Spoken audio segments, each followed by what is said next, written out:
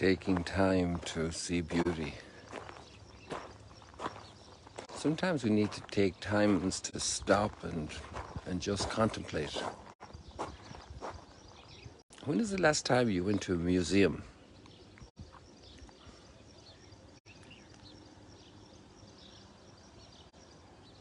Or you stopped in front of a piece of art?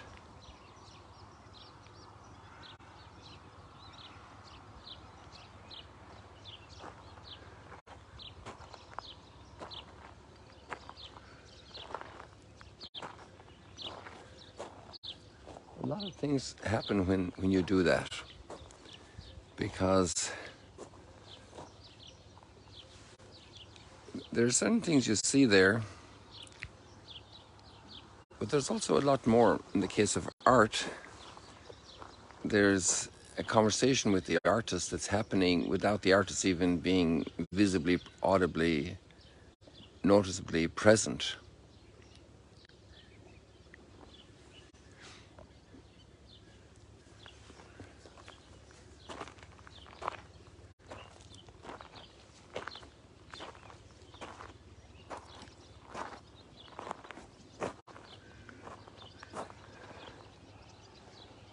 And there's a mighty artist at work here.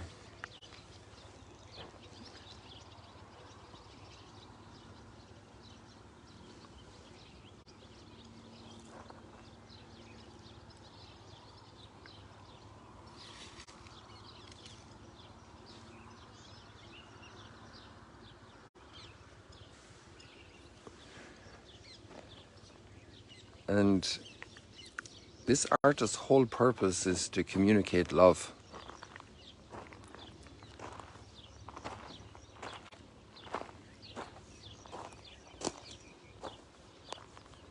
Even when he is rejected, even when he is not noticed, when he remains so silent,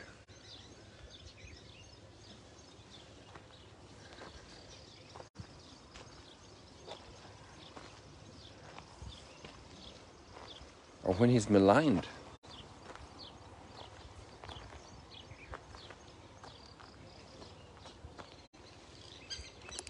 God knows much better.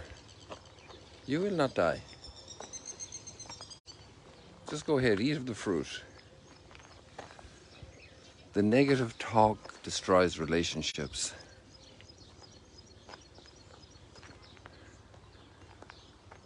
And it took a long, long, long time to really fix this relationship. And it's still a process in motion for every one of us.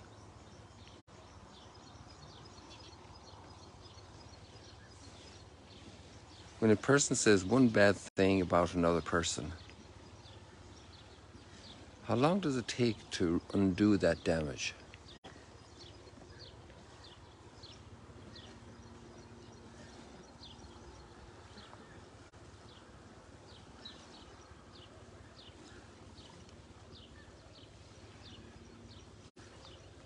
But look at each work of art. Take time to look at a tree.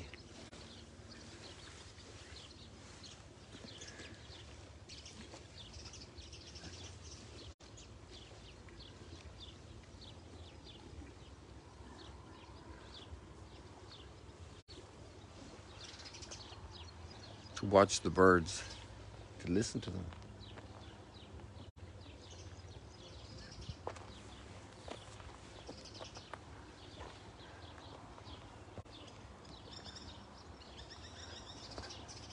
And there's a lot of beautiful interventions we can do to help people to overcome negativity.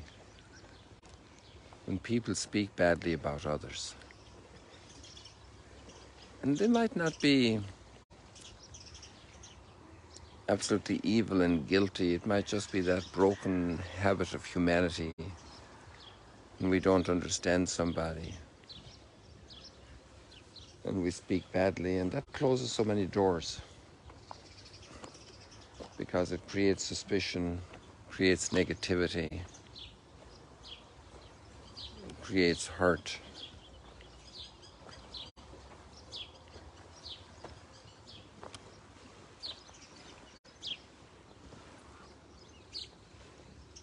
cuts off life and source of life, because our relationships are where we have life.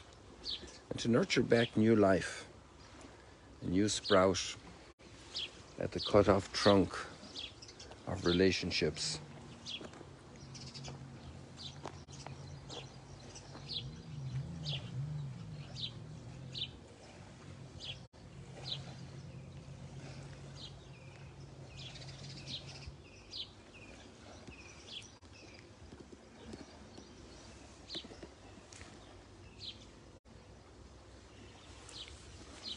In a certain sense, our readings today, I don't know, they just fit in here so well.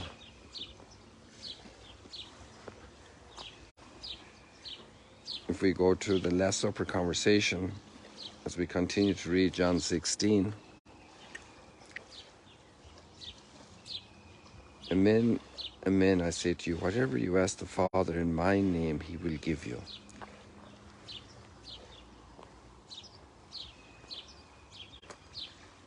Ask and you will receive, so that your joy may be complete.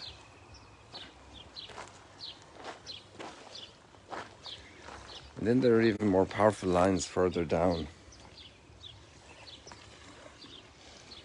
I will tell you clearly about the Father. On that day you will ask in my name. The Father himself loves you.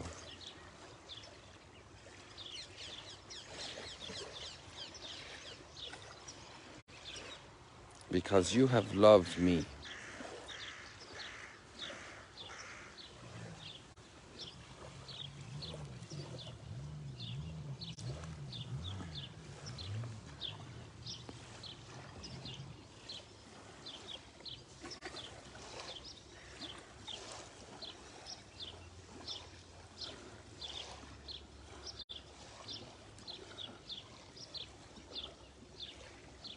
That's a very common thing in life with families.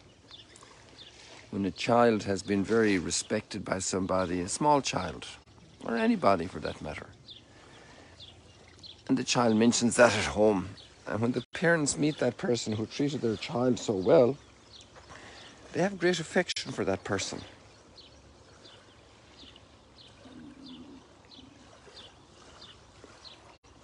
It just fills the world with light, and it reflects that light of goodness, every good word spoken.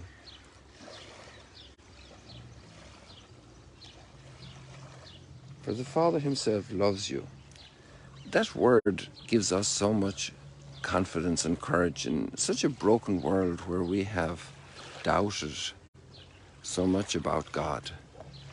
Even philosophers have proclaimed the death of God.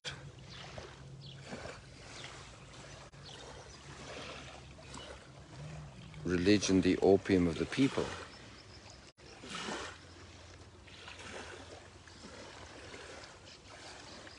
And to be fair to Karl Marx, maybe some people use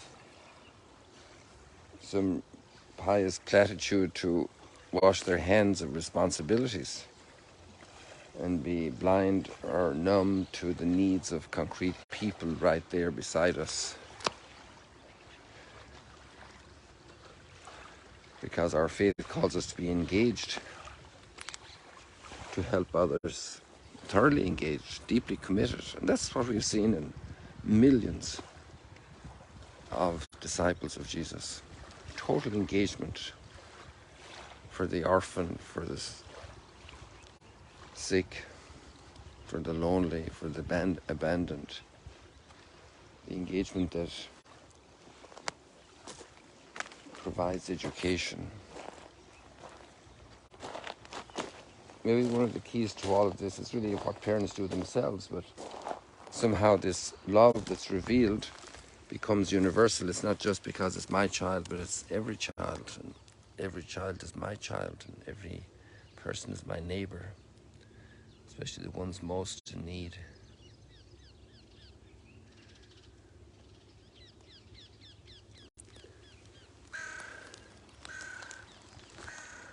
So much goodness. We saw that it was good. And looking at the human family, he saw it was very good. The Father loves you. And then we have this couple, Aquila and Priscilla. And it's so beautiful to read the reading today, the first reading of how they take Apollo under their wing, so to say. He's a person with great talent, has a lot of knowledge, very eloquent speaker. And he shows up one day in Ephesus.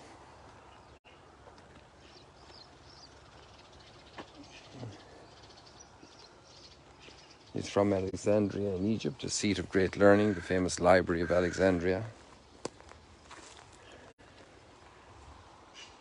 And the gospel reached there.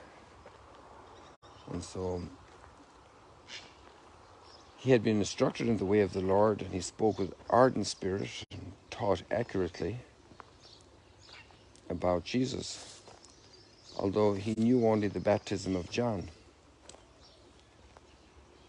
And so Priscilla and Aquila heard him and took him aside. The gentleness of taking somebody aside. They didn't call him out publicly. They showed great respect for him and also for the people that maybe were in an earlier path of their learning. And they explained to him the way of God more accurately. And later on, in Achaia, the other area of Greece, present-day Greece, the brothers encouraged him and wrote to the disciples to welcome him, to write a good word about somebody, to recommend somebody, a letter of recommendation.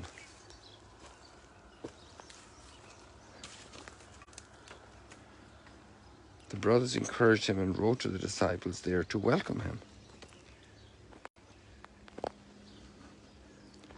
And when he arrived then with all his talent and all his knowledge, he gave great assistance to those who had come to believe through grace.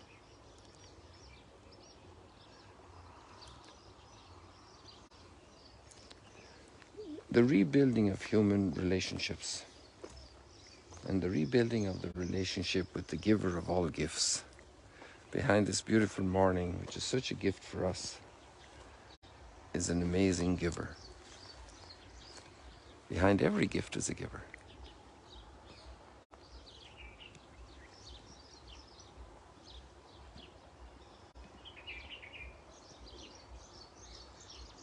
To live in the plan of giving, right?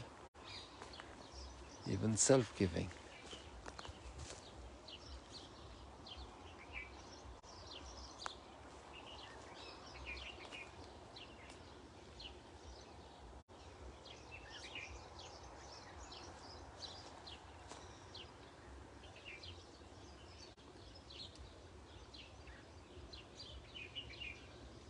We're made for community. We're made for a conversation. And the conversation can also happen in silence.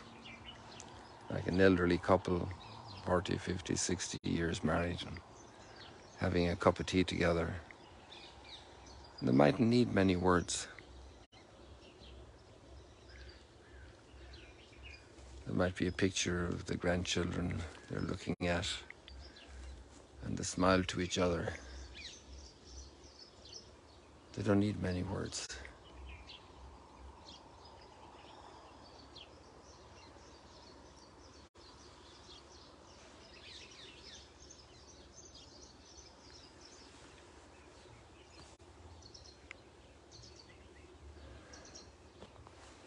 Here the greeting is Shabbat Shalom. And so may you have a blessed day.